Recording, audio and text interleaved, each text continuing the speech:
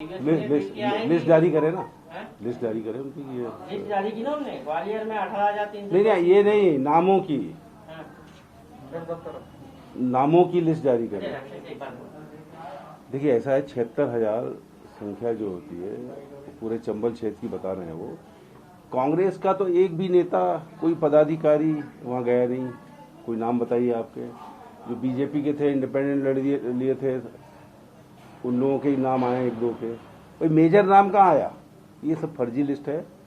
और जब हम लोग वहाँ जारी करेंगे तो इससे ज़्यादा जारी कर देंगे। तो जो एमपी कांग्रेस ने ये भी ट्वीट किया है कि जो लोग शामिल हुए वो तो प्रदर्शन कर रहे थे। नहीं, जो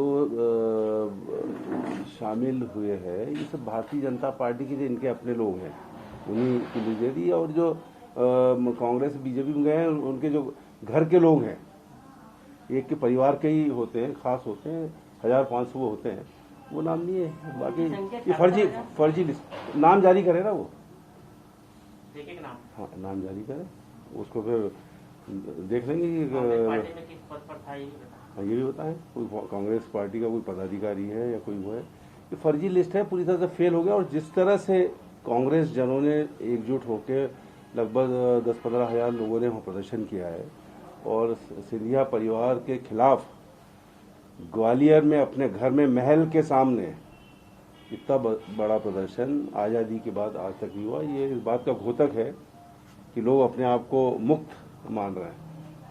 और ये कैसे हो जाएंगे इतने सहज, जब उनके ही एक पूर्व मंत्री पवैया जी कहते हैं कि ये सांप की 2 जीभ होती है, हम इंसान हैं, हमारी एक है। इसका मतलब ये 2 जीभ वाले तो वो हैं जो कांग्रेस छोड़ के जो विधायक और मंत्री गए हैं, उनको बताना है वो इस तरह से। सर, अब कांग्रेस में राष्ट्रीय अध्यक्ष को लेकर 2 फाड़ हो रही है। कल सोनिया गांधी जी का समर्थन कर रहे हैं कुछ राहुल गांधी। अरे ये कांग्रेस है, ये 47 के पहले भी, और वो भी लोग कहते हैं कि सरदार पटेल और नेहरू जी में हो गया, राजेंद्र प्रसाद जी में और अंबेडकर जी में द्वंद्व हो गया, पर ये कभी नहीं हुआ। ये पार्टी चलती रही और 135 साल पूरे हो गए। तो ये कांग्रेस की खूबी है। लोगों को हक है कि वो अपनी बात उठाएं।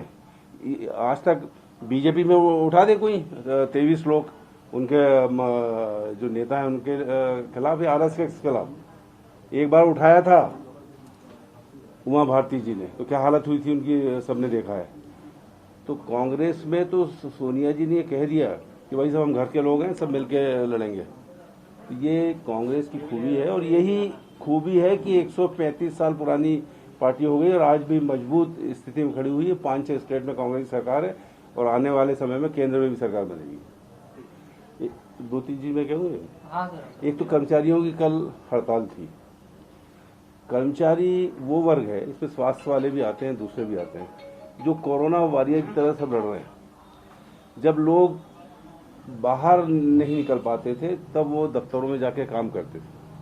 तो इनका चाहे वेतन वृद्धि का मामला हो, क्रमोन्नति का मामला हो, चाहे 5वां वेतन आयोग का मामला हो, चाहे इनके 7वें वेतन आयोग की जो एरियर्स हैं, ये सब बातों को सरकार को मानना चाहिए और तुरंत देना चाहिए कि ये वॉरियर हैं जो मध्य प्रदेश को चला रहे हैं, काम कर रहे हैं। आप नोट शीट पे जो ऑर्डर करोगे उसको जमीन पे यही लेके आएंगे। इसलिए सबसे पहले इनकी मांग को पूरा करना चाहिए। कल एक पूरा भोपाल का और बाहर के भी उसमें आए थे। ये ट्रांसपोर्ट वर्कर्स, ड्राइवर, कंडक्टर जो पिछले लॉकडाउन मार्च के बाद से आज तक बेरोजगार हैं, उन्होंने एक ज्ञापन दिया है, मुख्यमंत्री जी को दिया, कमलनाथ जी को भी दिया है और दिग्विजय सिंह जी को भी दिया है कि भाई हम लोग बेरोजगार हैं, हमारे परिवार जो है भूखे मरने की स्थिति में आ गए, न तो हमको राशन मिला और 7,500 रुपए हर एक के अकाउंट में लॉकडाउन पीरियड का डाले। ये उनकी मांग है। इस बात को हम विधानसभा में भी उठाएंगे। इसकी चिट्ठी आदरणीय पूर्व मुख्यमंत्री कमलनाथ जी और आदरणीय दिग्विजय सिंह जी मुख्यमंत्री को भी लिख रहे हैं। और कोई ज़्यादा पैसा नहीं है, इस तरह के जितने हजारों की तादाद में हैं, 20-22 करोड़ रुपए में इनका काम हो जाता है, जिनको आज तक एक पैसा नहीं मिला है। और दूसरी बात, जो ट्रांसपोर्ट यूनियन बात कर रहे हैं कि उनका टैक्स माफ़ किया जाए, वो माफ़ करना चाहिए, क्योंकि जब गाड़ी चली नहीं तो टैक्स इस बात का, वो टैक्स माफ़ करें और जो बसें हैं इनका संचालन चालू करे सरकार। और आज हम ये देख रहे हैं कि अभी भी कोरोना के जिस तरह से पेशेंट निकल रहे हैं भोपाल में, इंदौर में 10,000 का आंकड़ा पार हो चुका है मध्य प्रदेश में। मध्य प्रदेश की सरकार कोरोना से लड़ने में पूरी तरह से फेल हो गई है, अभी भी सब कंट्रोल में नहीं आ रहा है। 1200 से ज़्यादा लोगों की जान चली गई है, पूरी सरकार जिम्मेदार है जो इसको कंट्रोल नहीं कर पाई। अभी भी समय है टेस्टिंग करके लोगों को आइसोलेट करके उनका इलाज ठीक से हो। और जो कहा जा रहा है कि 31 तारीख के बाद निःशुल्क इलाज नहीं होगा, हमारी मांग है कि निःशुल्क इलाज लगातार कोरोना पीड़ितों का चलना चाहिए। आज दुनिया के अंदर बात अमेरिका और ब्राजील की होती थी, अमेरिका और ब्राजील मिला के उससे ज़्यादा संक्रमण जो पेशेंट्स हैं, लोग हैं, वो हिंदुस्तान में मिले हैं। अमेरिका जोड़ लो, ब्राजील जोड़ लो, उससे ज़्यादा मिले अभी 70,000, दोनों को मिला दो तो वहाँ 50,000 हो रहे हैं। तो ये उन लोगों ने कंट्रोल कर लिया, लेकिन हिंदुस्तान में ये अभी भी कंट्रोल नहीं हो रहा है। कहीं मुख्यमंत्री हरियाणा के संक्रमित हो रहे हैं, तो कहीं तमिलनाडु के हो रहे हैं, तो कहीं यहाँ के डीजीपी हो रहे हैं, या यहाँ के मंत्री हो रहे हैं, एक के बाद एक। स्वास्थ्य मंत्री जो कि इन सब की सुविधाओं उपलब्ध कराने के लिए केंद्र बिंदु था, वो भी संक्रमित हो गया। इसलिए कुल मिलाकर हालत ठीक नहीं है, सरकार को कड़े कदम उठाना चाहिए।